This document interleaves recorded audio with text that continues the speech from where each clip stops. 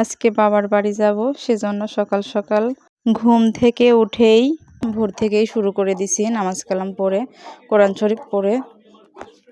বাবুটি ঘুমাইছে, তো মনে করলাম সকাল সকালে বাড়ির কাজ শুরু করে দেই, সেজন্য সকাল সকালে আর কি শুরু করে দিলাম। তাও স্কিপ করবেন না, আশা করি পুরো ভিডিওটাই দেখবেন, আশা করি ভালো লাগবে আপনাদের। আসসালামু আলাইকুম, সবাই কেমন আছেন? আল্লাহ তাআলার অশেষ রহমতে আলহামদুলিল্লাহ আমি আমার পরিবারকে নিয়ে ভালো আছি। সকাল সকালে ঘর পরিষ্কারের কাজ শুরু করে দিলাম। ছোটবাবু ঘুম আসছে, এটাই সুযোগ, এই সুযোগটা কাজে লাগিয়ে ফেললাম। সকাল থেকে যদি কোনো কাজ করা যায় মনে হয় সেই কাজটি তাড়াতাড়ি হয়ে যায়, সেজন্য সকাল সকালই শুরু করে দিলাম। আর ছোটবাবু নিয়ে ওইভাবে একটু যদি ইচ্ছা করিও যে এই কাজটা এখন করব, আসলে ওইভাবে হয়ে ওঠে না। মেয়েদের খাবার আবার থালা বাসন সবই টেবিলটার উপরেই রাখি, দেখা যায় যে পানি পড়ে, সেই জন্য টেবিলটাই আগে মুছে নিলাম। আর এই যে আলনাটা গুছিয়ে ফেলছি। আর আমাদের এই ঘরটা অনেক আগের, সেটা আমার দরজাটি দেখলেই আপনারা বুঝতে পারবেন। অনেক আগের ঘর, 30-35 বছর হয়ে গেছে এই ঘরের বয়স। আর আমার ছেলেমেয়েরা এই যে খাটে এইখানে বসেই ওরা ভাত খায়, পড়াশোনা করে। ছোটো বাবুকে আমি এইখানেই রাখি। আর এই যে ওরা টিভি দেখে দেখেই ভাত খায়। আজকে সব কিছু মুছলাম, মুছে আবার ঘরের মেঝেটাও ধুয়ে নিলাম। আর মোছার সময় ওইভাবে ভিডিও করিনি, মনে করলাম যে তাড়াহুড়া করে কাজটি শেষ করে তারপরেই ভিডিও করব। আসলে এইভাবে ভিডিও করার সময় এইভাবে তাড়াহুড়া করে কাজ করা যায় না, কেমন যেন লাগে, সেই জন্য আরও মনে করলাম একটু পরেই করব। আর এই যে আমার মেশিন, এবার একটু কাজও করতে পারি নাই বাবুর জন্য। আর আমি আমার নিজেরগুলাই বানাই, আমার মেয়েরটা বানাই, আমার শাশুড়ি, আমার মা, ভাবি আমার এগুলাই বানাই। আর নিজের কাঁথা আছে দেখে ওইগুলা সেলাই করতে হয়, হাত দিয়ে ওইভাবে আমি সেলাই করতে পারি না, সেজন্য মেশিনেই সেলাই করি। আগে রমজান শেষ হয়ে আসলে মনে হতো যে এটা কিনবো ওটা কিনবো, এটা বাকি আছে, এখনও মনে করতাম যে ওটা বাকি আছে, আর কি কেনা যায়। আবার যেগুলো কিনতাম দুয়ারে বের করে করে বারবার ওইগুলো দেখতাম। আর এখন সেভাবে হয়ে ওঠে না। এখন দেখা যায় যে সবসময় চিন্তা করি যে এই কাজটা শেষ করছি, আবার কি কাজটা শুরু করব। এইভাবেই যাচ্ছে। ছোটোবেলার দিনগুলা কত ভালো ছিল, এখন বারবার মিস করি সেই দিনগুলা। তারপর যখন পড়াশোনা করতাম সেই দিনগুলাও খুব মিস করি। আসলে যে কাজটাই করি ওই সময় একা একা থাকলে মনে পড়ে ওই দিনগুলা কত ভালো ছিল। কি আর করা, সেটা শুধু কল্পনাই দেখতে হবে, বাস্তবে তো আর কোনোদিন কখনো সম্ভব না। ছেলে মেয়েদের জন্য ডিম ভাজি করে দিলাম।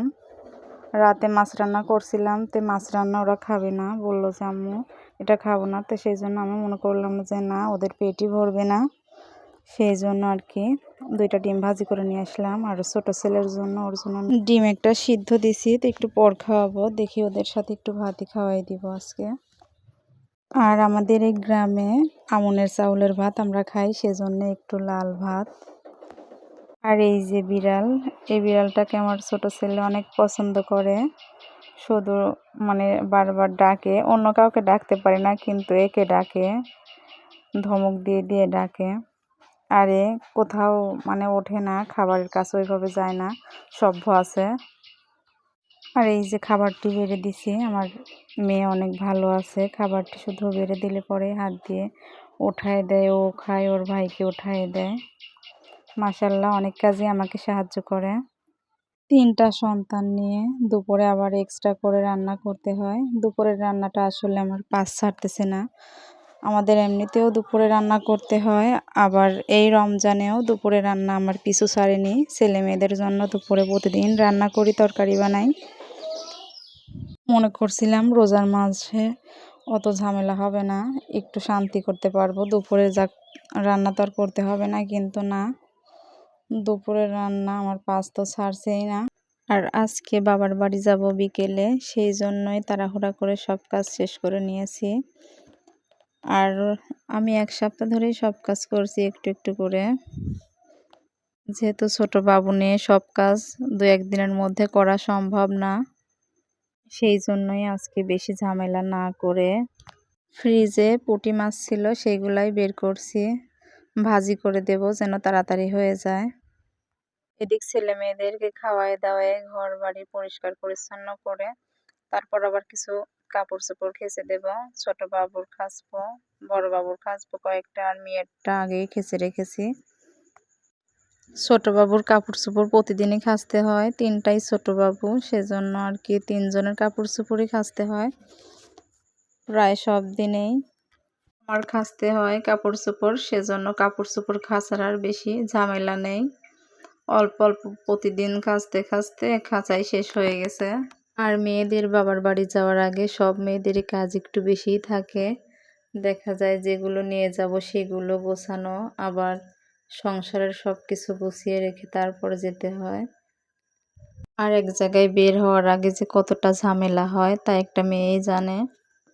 আর ছোট বাবু থাকলে তো তার কোনো কথাই নেই, তাকে রেডি করানো, তাদের কাপড় চোপড় সব কিছু গুছিয়ে ঠিকঠাকভাবে নিয়ে যাওয়া অনেক ঝামেলা হয়। তারপর ঈদের মধ্যে এই জায়গা ও জায়গা বেড়াইতে হবে ছেলে মেয়েদেরকে নিয়ে। আর আমার বাবার বাড়ি থেকে শ্বশুর বাড়ি বেশি একটা দূরে না, বাইকে গেলে 20 মিনিট থেকে 25 মিনিট সময় লাগে, আর এমনি গাড়িতে গেলে 30 থেকে 40 মিনিট কি 50 মিনিট এরকম সময়ের মধ্যেই পাওয়া যায়। বেশি সময় লাগে না, কিন্তু ছোট বাবুদেরকে রেডি করানো, ওদেরকে নিয়ে বের হতেই অনেক সময় লেগে যায়, সেজন্য আর কি সকাল সকাল সব কিছু তাড়াতাড়ি করে সেরে ফেলছি। আর মাছ ভাজি করতেছি আজকে যেন তাড়াতাড়ি হয়ে যায়, ওদের খাওয়াটাও যেন তাড়াতাড়ি হয়ে যায়, আর আমি তাড়াতাড়ি রেডি হতে পারি আর ওদেরকেও রেডি করে দিতে পারি। আর এই ঈদে যদি বাবার বাড়িতে না যাওয়া হয় তে মনে হয় যে না, মনে শান্তি তো লাগে না। আসলে বাবার বাড়ি অন্যরকম একটা জিনিস, সেখানে শৈশব কাটে, কৈশোর কাটে, আর তারপরে চলে আসতে হয় পরের বাড়িতে। এটাই মেয়েদের জীবন। প্রথম থাকতে হয় বাবার বাড়ি, বলে যে এটা তাদের বাড়ি না, এটা পরের বাড়ি, আর তাদের বাড়ি সামনে আছে। তারপর আবার বিয়ে হয়, তারপর আবার সেটাও তাদের বাড়ি হয় না, সেটা আবার হয় ছেলেদের বাড়ি। আসলে মেয়েদের বাড়ি কোনটা? মেয়েদের কোনো বাড়িই নেই।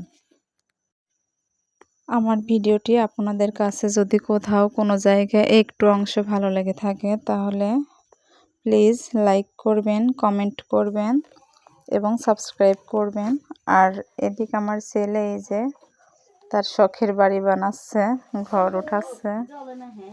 সে ঘরটা শেষই হচ্ছে না, আজ 2-3 দিন হলো, তারপরে ঘর বানানো শেষ হচ্ছে না। তো এখানেই শেষ করছি। সবাই ভালো থাকবেন, আল্লাহ তাআলা সবাইকে ভালো রাখুক, এই রমজানে সুস্থ সবল রাখুক, সুন্দরভাবে ঈদটা করুক, আল্লাহ তাআলা সবাইকে হাসি খুশি রাখুক। আল্লাহ হাফেজ।